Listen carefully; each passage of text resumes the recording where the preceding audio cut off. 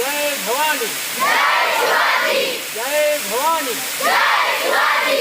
ही शिवाजी महाराजांची एक छोटीशी गोष्ट तुम्हाला सांगणार. गोष्टीचं नाव आहे हिरकणी. चौथीत असताना हिरकणी ही कविता तुम्हाला होती ना? होती का? किती जणांना माहिती आहे हिरकणी? हिरकणी ही माझा आवाज येतोय ना सगळ्यांना? माझा चष्मावाल्याला माझा आवाज जातो. विषय संपला. थांबा. कोजागिरी पौर्णिमेला काय करतात रे सांगा मला. कोजागिरी पौर्णिमेला रात्री काय करतात? दूध पितात रे ना? सगळ्यांना माहिती आहे. रायगडावर हा कार्यक्रम होता. कुठे? रायगडात किती जणांनी पाहिलं रे? समज काही मुलांनी पाहिलेला. रायगडावर हा कसला कार्यक्रम होता? कोजागिरी पौर्णिमा. आणि त्याला काय लागणार? दूध. म्हणून मोठ्या प्रमाणात दुधासाठी रायगडावरून खाली काजळ नावाचा गाव आहे. काय नाव? काजळ. काजळ नावाचं गाव आहे. त्या गावामध्ये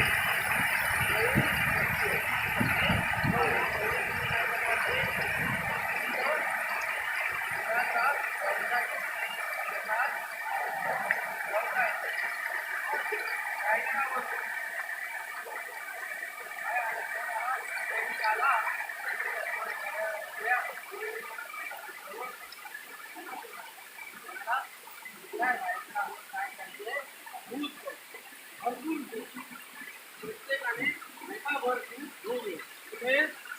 रायगड. त्यांना खूप आनंद झाला.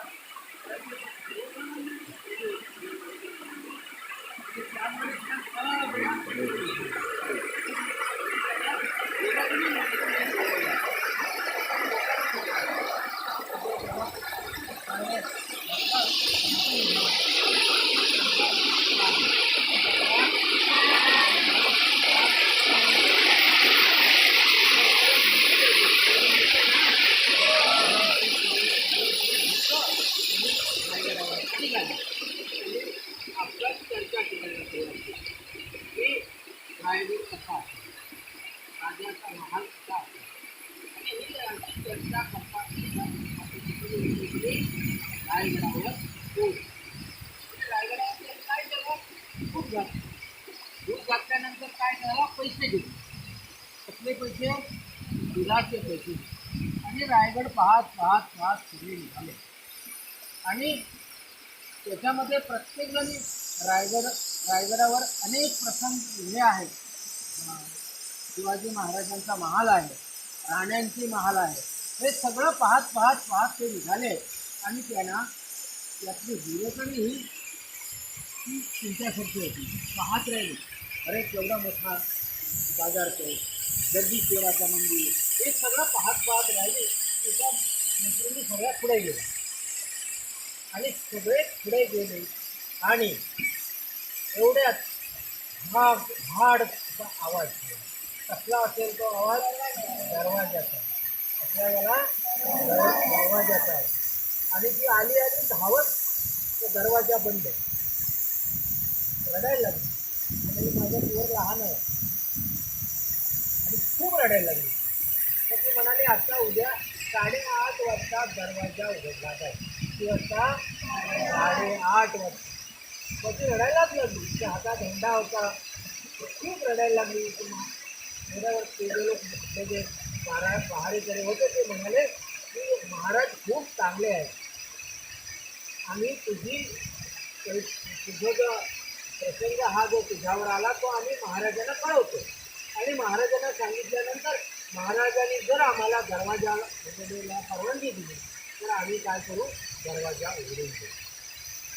ती अस्वस्थ झाली. का रे? कारण तिथं छोटं बाळ कुठे होतं, पाळण्यात होतं. कल्पना करा, ती रडायला लागली आणि तिने तो हंडा घेतला आणि पश्चिम यायच्या दिशेने, ज्या दिशेने तिचं घर होतं त्या दिशेने ती निघाली. आणि आणि तिने बघितलं तर असा कडा होता, असाच कडा आहे रायगडाचा, हे असंच असा आहे वीस. आणि तिने हंडा तिथेच ठेवला आणि कडा उतरायला, म्हणजे कसं बघा जरा जराचे हे आहे. म्हणून मला एक आठवण झाली की दुसरी गोष्ट शाळेत सांगणार आहे.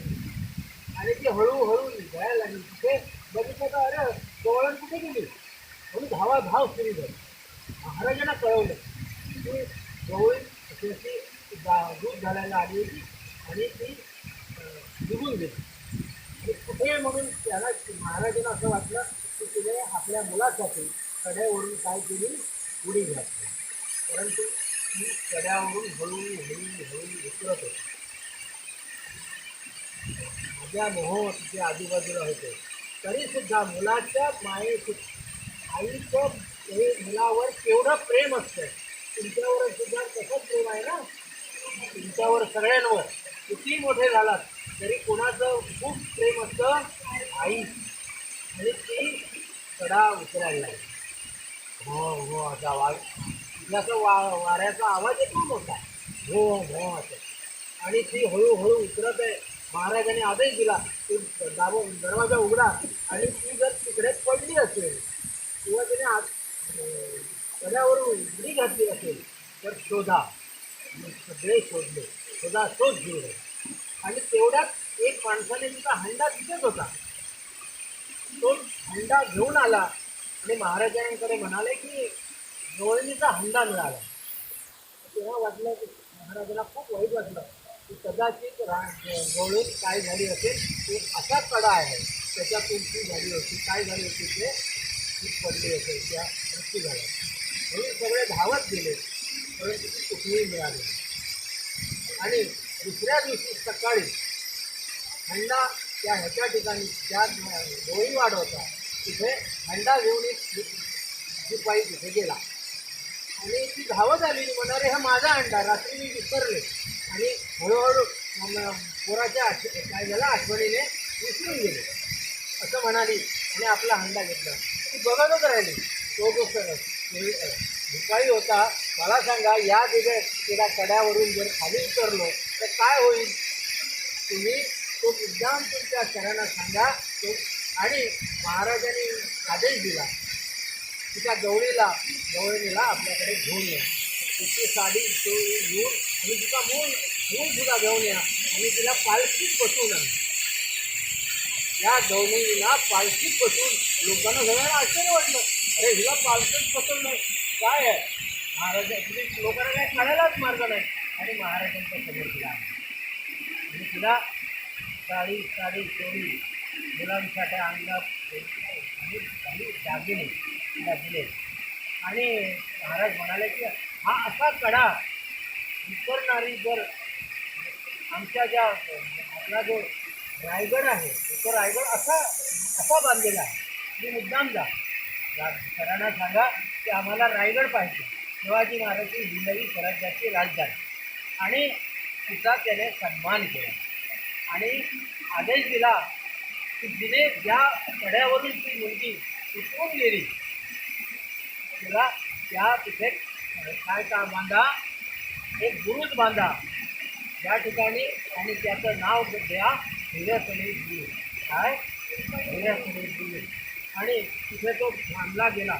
आत्ता जरी तुम्ही कदाचित तुम्ही आता रोग घेऊन जाणार, परंतु तुम्ही सगळे असे आहात की हिऱ्यासनीपेक्षाही बुलंदर